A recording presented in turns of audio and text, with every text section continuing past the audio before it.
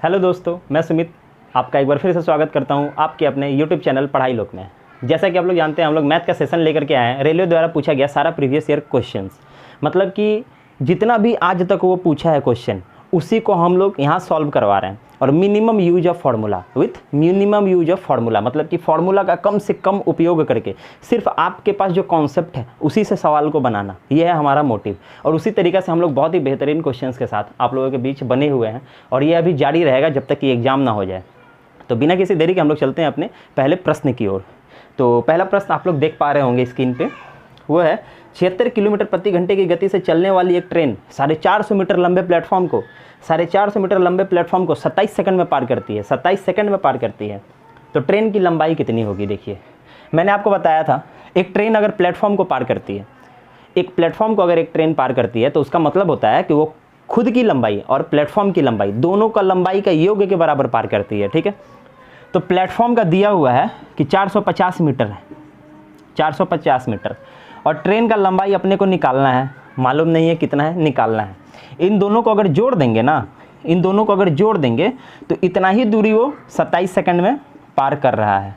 इतना ही दूरी वो 27 सेकंड में पार कर रहा है। ये क्वेश्चन में बोला हुआ, अभी सवाल नहीं बन रहा, अभी ये क्वेश्चन में बोला हुआ है। ठीक है, अब देखिए, उसका रफ्तार दिया हुआ है 76 किलोमीटर प्रति घंटे। कितना? 76 किलोमीटर प्रति घंटा दिया हुआ है। तो प्रति घंटा में हमको मीटर पर सेकंड में चाहिए, क्योंकि मेरा ये सारा कंटेंट जो है ये मीटर में है, अपने को सेकंड में निकालना है। तो मीटर पर सेकंड इसका क्या होगा? तो हम बोले 5/18 से गुना कर देते हैं, 5/18 से। ये सब कॉन्सेप्ट हम पहले सिखा चुके हैं, ये सारा जो हम पढ़ा रहे हैं ना, अपने पहले क्लास में हम करा चुके हैं। अगर नहीं समझ में आया तो पहले वाला क्लास करिए। ये देखिए, 76 किलोमीटर पर घंटा था, मीटर पर सेकंड में जाना था, तो 5/18 से हम लोग गुना किए इसको। अब इसको अगर सॉल्व करते हैं ना, इसको अगर सॉल्व करते हैं तो अपना आंसर आएगा मीटर पर सेकंड, मतलब कि एक सेकंड में वो ट्रेन कितना दूरी तय कर रही है।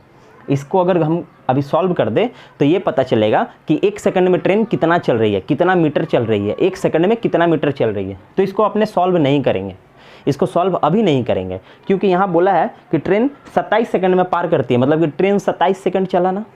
अगर एक सेकंड में इतना चल रहा है तो 27 सेकंड में कितना चल रहा है? तो हम इसको 27 से गुना करेंगे, गुना करेंगे। अब देखिए, इसको यहाँ से काटिए, 9 दूना 18, 9 तिया 27, इतना समझ में आया।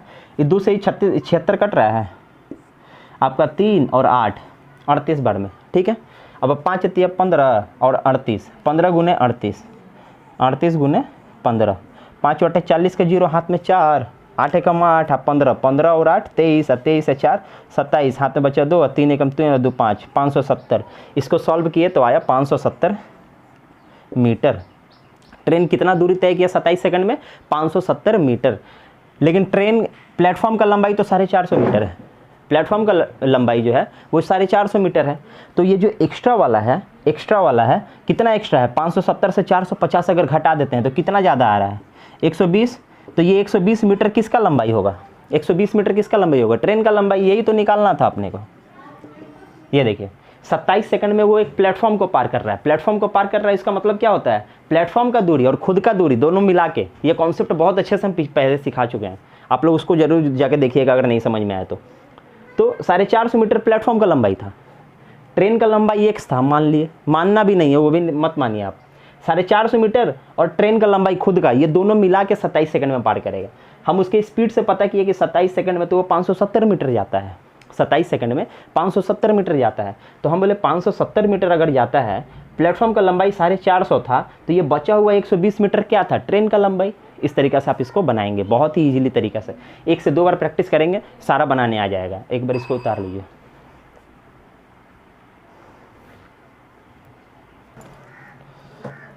आते हैं अपने अगले प्रश्न पे। अगला प्रश्न क्या कहता है? 0.9 का वर्गमूल किसके बराबर होगा? वर्गमूल, ठीक है, 0.9 का वर्गमूल, मतलब ये वर्गमूल, ठीक है, वर्गमूल निकालना है। अब एक बात बताइए, 4 का अगर वर्गमूल निकालेंगे तो कैसे निकालते हैं हम लोग? 2 बोलते हैं ना, वही चीज़ निकालना है 0.9 का। किसका? 0.9 का। अब देखिए इसको बनाते कैसे। 0.9, इसको हम लोग ऐसे लिख सकते हैं, 9/10, समझ में आया? 9/10 ये तो निकल जाएगा, लेकिन ये नहीं निकलेगा। तो अपने एक काम करेंगे, एक और 0 बैठा देंगे, नीचे वाला निकलना चाहिए अपना, ये माइंड में रखिए। तो अगर हम ऊपर नीचे 10 से गुना कर दें, मतलब ये 90 कर दे, ये 100 कर दे, ये 90 ये 100, ठीक है। अब देखिए मेरा बचा क्या, 90 रूट में और नीचे 100 का निकलेगा 10, 100 का निकलेगा 10, ठीक है। इसको अगर आप सॉल्व करिएगा ना, इसको अगर सॉल्व करिएगा तो ये देखिए 9 9 81, 9 का स्क्वायर कितना होता है, 9 का स्क्वायर 81, 81 और 10 का स्क्वायर अगर बोलेंगे तो 100, 100 मतलब कि ये 9 और 10 के बीच में है, 9 और 10 के बीच में है, 9 और 10 के एकदम बीच में है। तो 9 और 10 के एकदम बीच में है तो हम लोग बोल सकते हैं 9.5, 9.5, हालांकि 9.48 ऐसा समथिंग आएगा, लेकिन हम लोग एग्जाम के पॉइंट ऑफ व्यू से बना रहे हैं इसको, तो 9.5 पे बोल सकते हैं ना, 9.5 एकदम। देखिए ना 9 का 81 होता है, 10 का 100 होता है, और 81 और 100 के बीच में है एकदम। यहाँ से 9 जोड़ेंगे तो ये हो जाएगा, यहाँ से 10 जोड़ेंगे तो ये हो जाएगा, मतलब कि थोड़ा सा पीछे ही है, आधा से थोड़ा कम ही है, तो थोड़ा कम ही है तो 9.5 ही बोलिए, 9.4 भी बोल सकते हैं, थोड़ा कम है इसको 9.4 भी बोल सकते हैं, बस इतना ही आप रखिए माइंड में, ठीक है, बोल सकते हैं। नीचे का 10 है ना, ये देखिए 10, ये 10 हटाना है मेरे को, हटाने के लिए क्या करेंगे, इसको हटाना है तो क्या करेंगे, ये जो पॉइंट है इसको आगे भेज देंगे, बोलेंगे आगे चला जाओ, यहाँ से पॉइंट को आगे भेज दिए, नीचे का 10 हटा दिए, डिवाइड कर दिए, 9.4 को 10 से डिवाइड कर दिए तो आया 0.94, 0.94। अब ऑप्शन देखिए आप, ऑप्शन देखिए, ऑप्शन कितना था, कहाँ था, ये देखिए सी नंबर और डी नंबर दोनों ऑप्शन अपना मिल रहा है, दोनों ऑप्शन मिल रहा है, मतलब कि आप इसको सॉल्व, आपको पूरा ही सॉल्व करना पड़ेगा, आपको पूरा ही सॉल्व करना पड़ेगा। अगर ये दोनों ऑप्शन एक जैसा नहीं रहता तो हम लोग इसको ये कर देते हैं। तो इसका अगर आप सॉल्व करेंगे तो 9487 के समथिंग आएगा, 9487, 9.487 ये आपका आएगा। इसको 10 से जब डिवाइड देंगे तो ये आएगा। अभी देखिए ये मैं क्यों ऐसे करके दिखाया, क्योंकि ऑप्शन में 2 दिया हुआ था, बाय द वे अगर 1 तो दिया रहता ना तो हम लोग इसको ऐसे ही निकाल लेते, ज़्यादा कुछ नहीं, इसको और लंबा नहीं करते, और लंबा नहीं करते, हम लोग 9.4 से ही हम लोग बना लेते, लेकिन ऑप्शन में 2 एक ही जैसा दिया था, इसलिए हम लोग को इसको थोड़ा सा लेंदी करना पड़ा। तो इस हिसाब से अपना आंसर ये हो जाएगा, उतार लीजिए।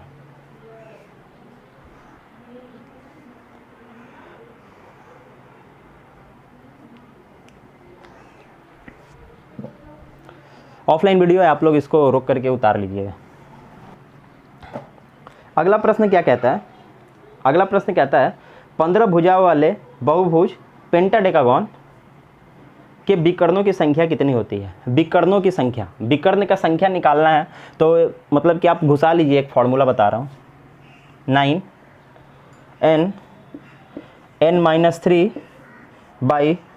n-3/2, इतना आप मतलब कि माइंड में घुसा लीजिए, इसी तरीक़े से इसको आपको लेना ही होगा। ये आपका डायगोनल निकालने का फॉर्मूला है, कोई भी पेंटागन दे, हेक्सागन दे, कुछ भी दे, पॉलीगॉन अगर पूछे तो आपका ये डायगोनल निकालने का ये फॉर्मूला है, जिसको अपने विकर्ण कहते हैं, विकर्ण निकालने का यही फॉर्मूला है। मान लीजिए एक स्क्वायर या रेक्टेंगल कुछ भी है, ठीक है, एक स्क्वायर है, ठीक है, इसमें विकर्णों की संख्या अपने को चाहिए, विकर्णों की संख्या, तो 1 और 2 हम देख सकते हैं कि 2 ठो है, तो ये तो स्क्वायर था। अगर हेक्सागोन पेंटागोन, जैसे ये 15 भुजाओं वाले का बात कर रहे हैं जिसका 15 साइड है, तो अपने कैसे रखेंगे, याद थोड़ी रखेंगे, तो उसका ये फॉर्मूला होता है। मान लीजिए इसका कौगो साइड है, 4 है ना, तो इनके जगह 4 रखिए, 4 -3/2, 4 - 3 1 बचा ना, तो ये ख़त्म हो गया, 1 बचा गुना 1, ये 2 से 2 को काटे, मतलब आंसर कितना आया 2, मतलब कि 4 भुजाएं वाले में 2 ठो विकर्ण होता है, तो हमको दिख रहा है 1 और 2 ठो विकर्ण है। इसी तरह 15 भुजाएं को निकालना है अपने को निकाला 15 भुजा वाले, तो इनके जगह 15 रखेंगे, तो 15 गुने 15 - 3 कितना होता है 12, और नीचे 2 से 12 को काटे 6 बार में, 15 छक्का 90 आंसर। इस तरीके से इसको बनाएंगे, मतलब जब भी आपका डायगोनल निकालने को बोले, तो ये फॉर्मूला आप याद रखिएगा, n ब्रैकेट में n-3/2, ठीक है। आप इसको बना लीजिए, आपको कोई भी दे दे, 7 भुजा वाला, 8 भुजा वाला, 10 भुजा वाला, 20 भुजा वाला, कोई भी आपको दे ना, तो आप इसी फॉर्मूला से उसको आप डायगोनल निकाल सकते हैं, मतलब एक फॉर्मूला यूज बहुत जगह। इसको उतार लीजिए।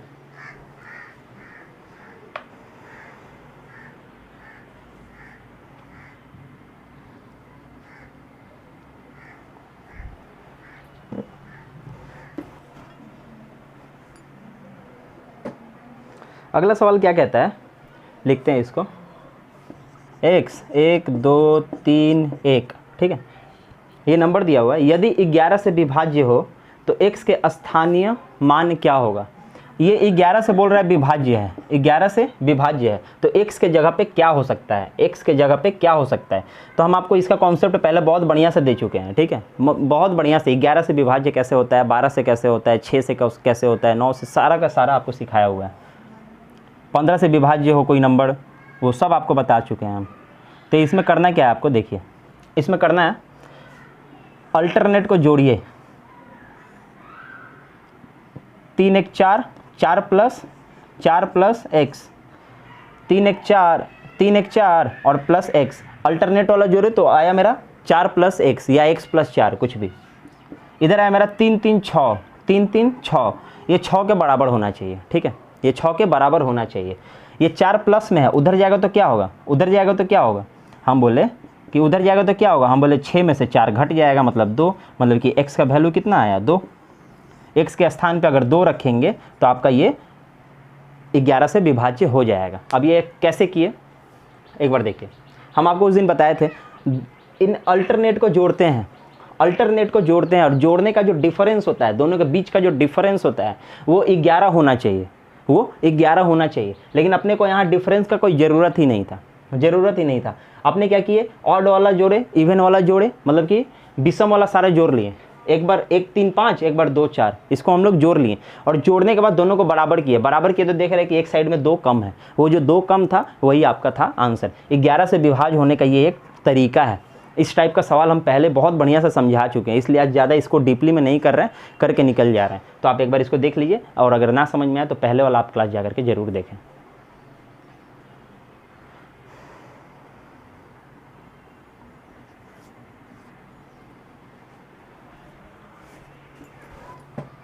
अगला सवाल क्या कहता है, एक धनराशि 5% वार्षिक साधारण ब्याज पर 3 से 1/4 वर्ष के अंत में कुल 2790 हो जाती है, निवेश की गई राशि कितनी थी। अच्छा ठीक है, एक पैसा था, अब कितना रुपया लगाए थे मालूम नहीं है, वही निकालना है।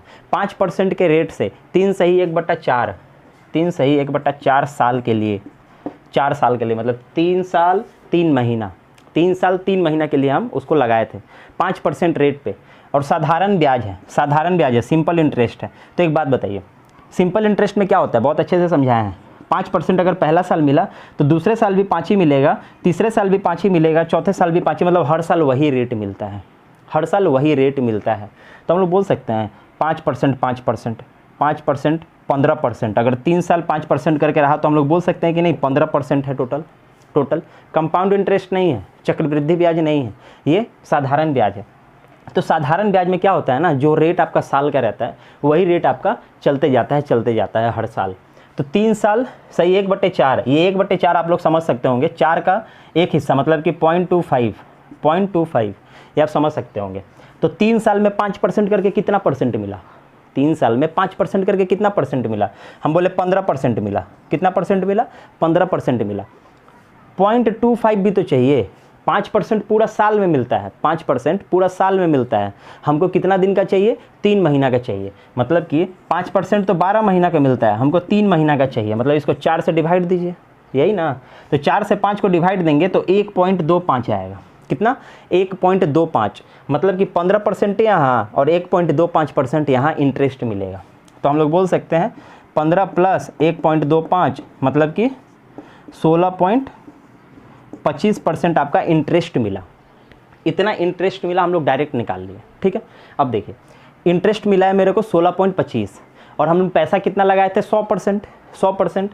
तो हम लोग बोल सकते हैं कि यहाँ जो दिया हुआ है 2790, ये जो 2790 दिया हुआ है 2790, ये मेरा क्या है, प्रिंसिपल भी है जो हम लगाए थे 100%, जो हम लगाए थे 100%। एक मिनट इधर लिखता हूँ,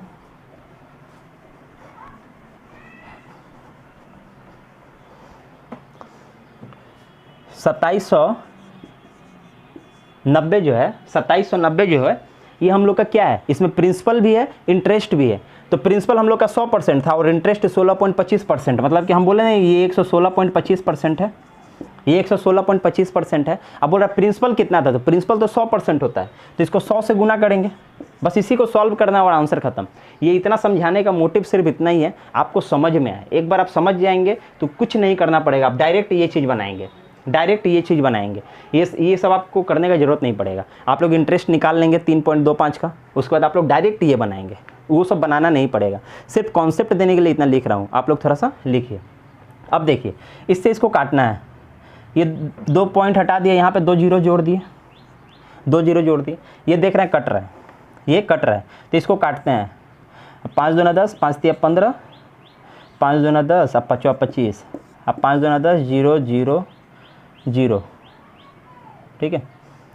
ये आपका कटा, फिर 5 से कटा, 5 चौका 20, 5 छक्का 30, 5 छक्का 25, इसको काटे 400 बार में। 45, 5 से 15, 40, यहाँ 80, और ये 3 से कटेगा। अब 3 3 9, 3 एकम 3, और 3 9 27, 3 एकम 3 0, और ये 31 से ये नहीं कटेगा, 3 3 9 कटेगा, 31 3 और ये 0, 30 गुने 80, मतलब 8 3 के 24 और 2 ठो 0, 24 और 2 ठो 0 काटने आना चाहिए। अब काटने में अगर टाइम लग रहा है तो वो फिर कुछ नहीं किया जा सकता है। इसको अगर काटने में टाइम लगे, जैसे अभी हम 5 से काट के दिखाए ताकि मिस्टेक ना हो जाए, क्योंकि हमें तो पढ़ाना है, लेंदी नहीं करना है अपने क्लास को, तो इसको हम 5 से काटें ताकि मिस्टेक ना हो। इसको आप लोग 25 से काटिएगा, 25 से काटिएगा, 25 से काटिएगा तो जल्दी कटेगा। और आपका कितना आया, 2400 रुपया। इस तरीके से आप लोग इसको बनाएंगे। एक बार उतार लीजिए।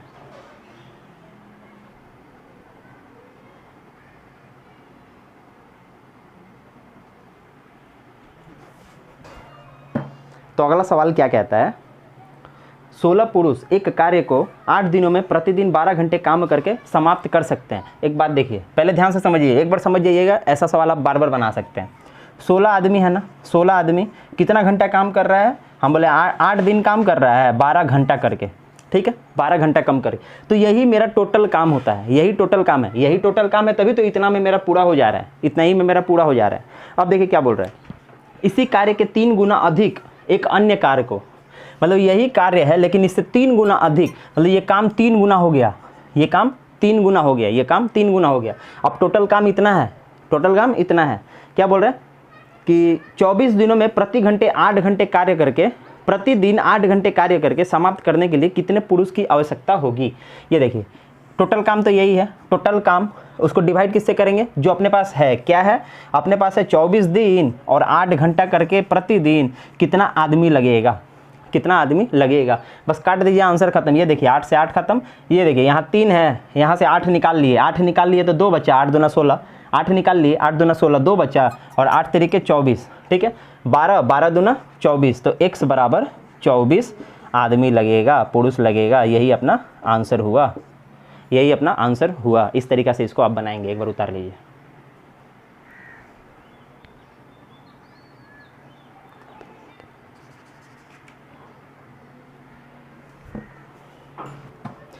चलते हैं अपने अगले प्रश्न पे। अगला प्रश्न क्या कहता है, एक पाइप एक टंकी को 2 घंटे में भर सकती है। बहुत बढ़िया, एक पाइप है, ए बाबा,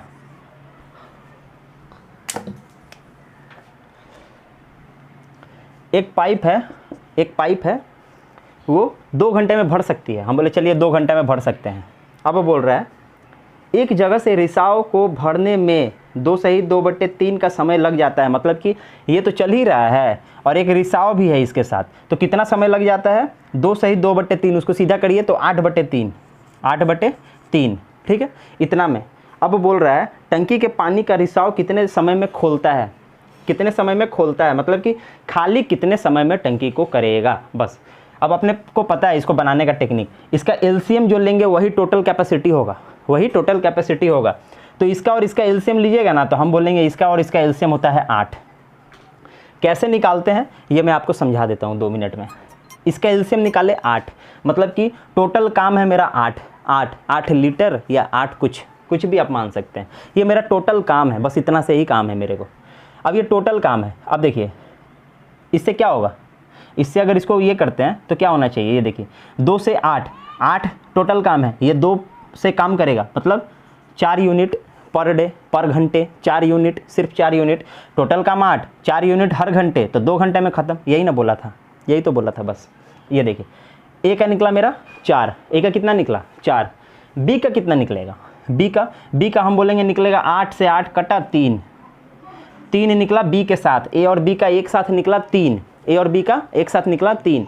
ये कैसे कर रहा हूँ, एलसीएम कैसे लिया अभी मैं बताऊँगा 2 मिनट में, बस पहले सवाल देख लीजिए। ये जो नंबर था इसको हम इससे डिवाइड किए 3 आया, ठीक है। इससे इसको 8 को 2 से डिवाइड दिए 4 आया, 8 को 8/3 से डिवाइड दीजिए 3 आएगा एक लाइन में, इसको समझ लीजिए। इसको अगर 8/3 से डिवाइड देते हैं तो ये 3 ऊपर चला जाएगा, तो यहाँ चला जाएगा और ये 8 से 8 कट जाएगा तो 3 बचेगा। वही चीज़ हम यहाँ पे किए हैं, ठीक है। तो ये 3 बचा। अब देखिए ए का तो 4 एफिशिएंसी था, ए का एफिशिएंसी 4 था, लेकिन यहाँ ए और बी साथ मिलने पे एफिशिएंसी 3 हो गया, मतलब एक कम हो गया। एक कम जो हुआ वो किसका था, एक कम जो हो गया वो किसका था, बी का था, बी का था। तो बी का एफिशिएंसी अगर 1 है, वो 1 लीटर प्रति घंटे खाली करता है। टोटल 8 लीटर पानी भरा हुआ है, तो 1 घंटा में 1 लीटर, तो 8 लीटर कितना देर में, तो 8 घंटा में। तो डायरेक्ट आप बोलिएगा कि 8 घंटा आंसर। नहीं समझ में आएगा तो ऐसे लिखिएगा, टोटल काम था 8, 1 से इसको डिवाइड देना है, मतलब 8, यही करना पड़ेगा फिर। तो आप डायरेक्ट इसको बना सकते हैं। अब देखिए इसको हम एलसीएम कैसे लिए हैं, एलसीएम कैसे लिए हैं, 2 और 8/3 का एलसीएम कैसे लिए हम, ठीक है। 2 के नीचे क्या है, 1, 2 के नीचे क्या है, 1। अब देखिए इसका एलसीएम निकालना है ना, तो ऊपर वाला का एलसीएम निकालेंगे और नीचे वाला का HCF निकालेंगे, मतलब ऊपर वाला का लसा नीचे वाला का मसा, ये करेंगे। अब देखिए ऊपर वाला का लसा लीजिएगा तो 8 आएगा, और नीचे वाला का मसा लीजिएगा ना तो 1 आएगा, 1, ठीक है। तो 8/1, नीचे 1 रहे ना रहे कोई फ़र्क नहीं पड़ता, मतलब कि मेरा लसा जो है वो होगा 8।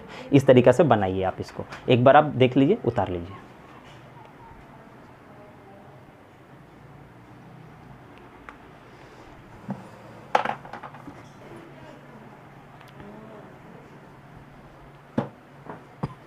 अगला सवाल क्या कहता है, x 94 प्रश्नों में उत्तर देता है और 141 अंक मिलते हैं। यदि प्रत्येक सही प्रश्न के लिए 4 अंक दिए जाते हैं और प्रत्येक गलत उत्तर के लिए 1 अंक काटे जाते हैं, तो x द्वारा दिए गए गलत उत्तरों का संख्या क्या होगा। ये देखिए कोई एक आदमी है, वहाँ x बोला है, आप किसी को भी मान लीजिए PYZ कुछ भी, उससे अपने को मतलब नहीं है। अरे यार इसको क्यों उठा ले रहे, ठीक है। राइट आंसर और ये रॉन्ग आंसर, ठीक है, राइट आंसर और रॉन्ग आंसर। टोटल 94 प्रश्नों का उत्तर दिया है, टोटल 94 प्रश्नों का उत्तर दिया है, उसी में कुछ सही है कुछ गलत है। हमको मालूम नहीं है गलत कितना है, हम बोले x गलत है, कितना गलत है, x गलत है, तो सही कितना होगा, तो 94 में से जो x घटा देंगे जो बचेगा वही सही होगा, वही सही होगा, यही तो होगा, बस हो गया। अब देखिए ये मेरा क्या था, सही, और ये क्या था, गलत। तो सही वाला जो है, सही वाला जो है इधर ऊपर लिखते हैं, नहीं तो समझ में नहीं आएगा। सही वाला जो है 94 - x, सही वाला जो है उसके लिए कितना अंक मिलता है। मान लीजिए ये मेरा 10 आ रहा है, सही उत्तर दिए हैं 10 ठो, और एक ठो सही के लिए 4 अंक मिलता है, तो 10 ठो के लिए 40, मतलब कि इसमें गुना करेंगे। सही अंक के लिए कितना मिलता है, 4, तो इतना सही किए हैं तो 4 से, ठीक है। और गलत कितना किए हैं, x, और गलत के लिए कितना काटा जाता है, 1। तो हम बोले सही वाला में से गलत वाला अगर घटा दे, सही वाला में से गलत वाला घटा दे, तो मेरा कितना नंबर आया है, 141, 141। ये तो आपको समझ में आया, 141। ये देखिए इक्वेशन समझिए, ये इक्वेशन बना लेंगे तो फिर सवाल बन जाएगा, ठीक है। गलत किए हम मान लिए x, सही कितना किए थे, 94 में से x घटा दिए, वो वाला बचा हुआ सही किए हैं आपने, ठीक है। अब देखिए x गलत किए हैं और इतना सही किए हैं, तो सही वाला के लिए 4 अंक मिलता है, तो सही वाला में सही वाला का गुना किए, मतलब 4 अंक मिलता है, तो 4 से गुना किए। मान लीजिए आप 10 प्रश्न सही किए हैं, एक के लिए 4 नंबर मिलता है, तो 10 के लिए कितना मिलेगा, 40, गुना किए ना, तो वही गुना कर दिए, ठीक है। और गलत वाला के लिए x गलत किए थे और गलत वाले के लिए 1 नंबर कटता है, तो 1 से x को गुना कर दिए, और इसका सही वाला में से गलत वाला का मार्क्स घटाएंगे, तभी तो मेरा इतना मार्क्स आया है 141, तभी तो आया है, बस। अब देखिए इसको सॉल्व करिए, इसको 4 से गुना करेंगे, 94 को 4 से, 4 चौके 16 हाथ में बचा 1, 4 9 36 है, 1 37, 376 - 4x - x = 141, ठीक है। अब ये देखिए 376 उधर जाएगा, प्लस में उधर जाएगा तो माइनस में, इधर 141 है, घट जाएगा, नहीं समझ में आ रहा है, धीरे धीरे करते हैं। -4x - x - 5x = 141, तो इधर है, इसमें से माइनस करेंगे 376, 376, ठीक है। अब देखिए यहाँ पे घटाएंगे तो हो जाएगा मेरा 235, 235, डायरेक्ट हम लिख रहे हैं 235, ये देखिए माइनस से माइनस कट गया, ये माइनस में हुआ, माइनस से माइनस कट गया, ठीक है। ये देखिए 5 से 235 को काटेंगे, हम बोले 5 चौके 20 और 5 सत्ते 35, मतलब x का जो वैल्यू आया 47, x का वैल्यू कितना आया 47। तो कितना गलती किए थे 47, सही पूछता तो 94 में से 47 घटा देते, 94 में से 47 घटा देते, और गलत कितना किए थे 47। अब देखिए सही पूछ देता तो 94 से क्या करते 47 घटा देते, मतलब वो भी आएगा 47। सही भी 47 किए थे और गलत भी 47 किए थे। पूछा क्या है, पूछा क्या है, पूछा है x द्वारा दिए गए गलत उत्तरों की संख्या, गलत उत्तरों की संख्या। तो गलत उत्तरों की संख्या कितना है 47, यही हुआ अपना आंसर, यही हुआ अपना आंसर। इस तरीक़ा से इसको आप बनाएंगे। एक बार अगर आप इक्वेशन बनाना सीख गए ना, इक्वेशन बनाना सीख गए तो इसको आप बना सकते हैं, एक बार देख लीजिए।